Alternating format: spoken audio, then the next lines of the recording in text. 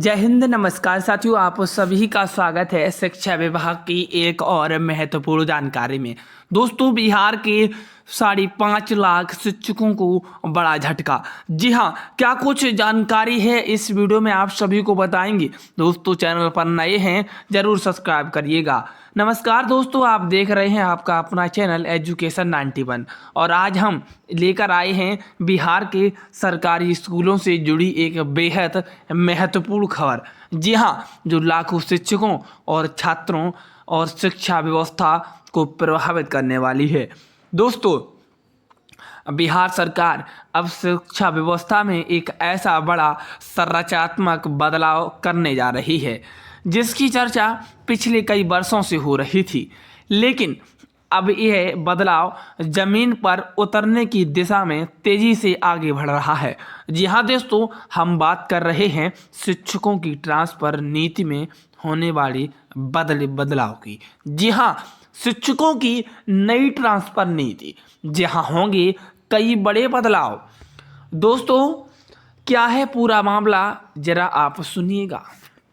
बिहार की सरकारी स्कूलों में कार्यरत प्यारे साथियों 5,87,000 शिक्षकों के लिए सरकार अब एक नई ट्रांसफर नीति ला रही है।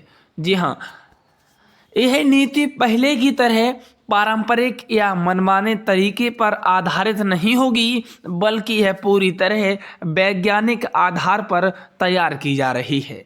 जी हाँ, और प्यारे साथियों बता दें, इसका मतलब यह साफ है कि अब ट्रांसफ़र होगा तो सिर्फ ज़रूरत के आधार पर, न कि सिफारिश, न कि दबाव या व्यक्तिगत पसंद के आधार पर। जब ज़रूरत होगी उसी के आधार पर ट्रांसफ़र होगा। क्यों ज़रूरी था यह बदलाव? दोस्तों, बिहार की शिक्षा व्यवस्था लंबे समय से एक बड़ी समस्या से जूझ रही है। शिक्षक और छात्रों के बीच असंतुलन है। कई ऐसे स्कूल हैं जहां छात्रों की संख्या बहुत ज़्यादा है लेकिन वहां शिक्षक कम हैं। वहीं दूसरी तरफ कुछ स्कूलों में छात्र कम हैं लेकिन शिक्षक ज़रूरत से ज़्यादा तैनात हैं। इसका सीधा असर क्या होता है? जहां शिक्षक कम हैं वहां एक शिक्षक पर कई कक्षाओं का बोझ पड़ जाता है, और जहां शिक्षक ज़्यादा हैं वहां संसाधनों का सही उपयोग नहीं हो पाता। इस असंतुलन के कारण शिक्षा की गुणवत्ता प्रभावित होती है और यही वजह है सरकार अब इसे सुधारने के लिए बड़ा कदम उठा रही है। क्या है नया मॉडल? समानुपातिकरण। नई ट्रांसफर नीति का सबसे महत्वपूर्ण हिस्सा समानुपातिकरण मॉडल।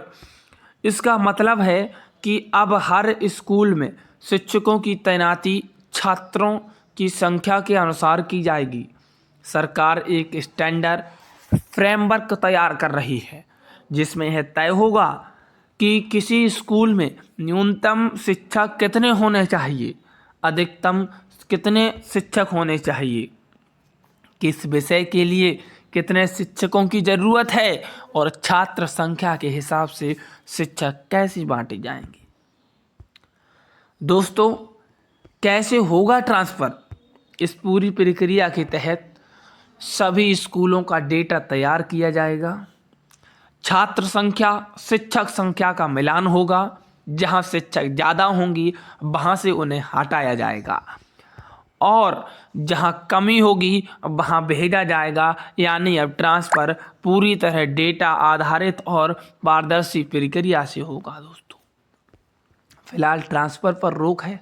जी हाँ, सरकार ने साफ कर दिया है कि जब तक नई नीति लागू नहीं हो जाती तब तक किसी भी शिक्षक का ट्रांसफ़र नहीं होगा।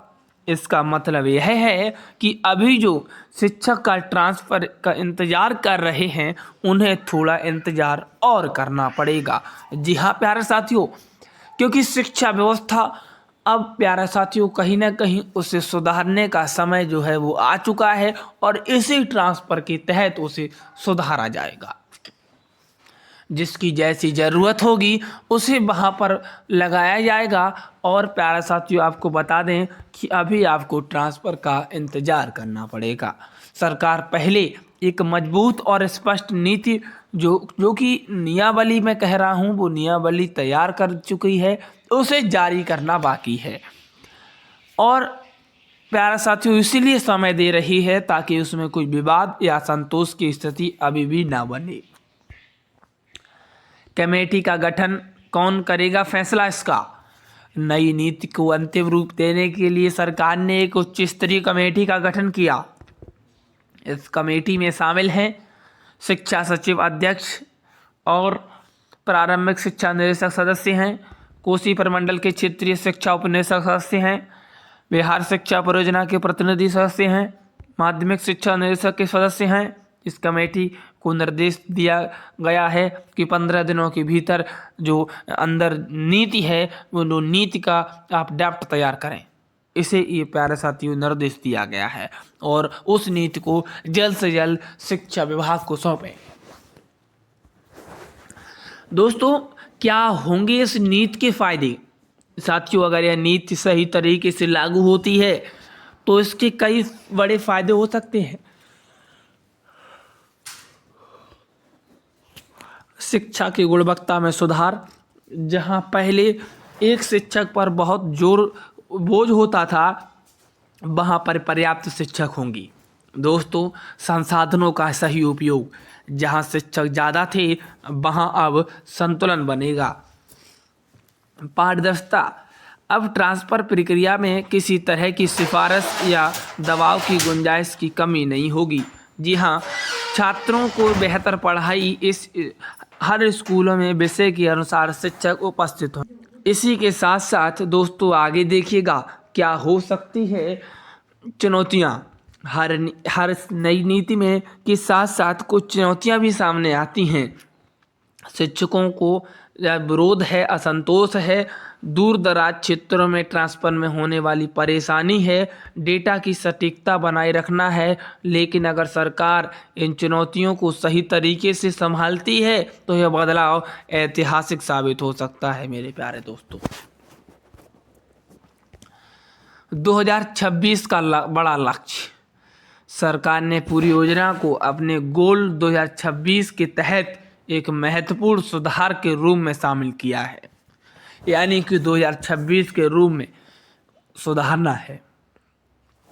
इसका मतलब साफ है कि आने वाले समय में बिहार की शिक्षा व्यवस्था को पूरी तरह बदलने का लक्ष्य रखा गया है।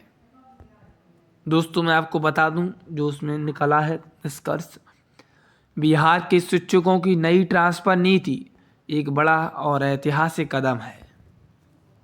यह नीति सिर्फ ट्रांसफ़र नीति नहीं है, बल्कि शिक्षा व्यवस्था को संतुलित और मजबूत बनाने के लिए दिशा में बड़ा प्रयास है। दोस्तों, अगर यह नीति सही तरीके से लागू होती है तो आने वाले समय में शिक्षा व्यवस्था, प्यारे साथियों, बहुत बड़ा बदलाव हो सकता है। ये था आज की वीडियो का निष्कर्ष। पूरा वीडियो मैंने आपको सही तरीके से समझाया।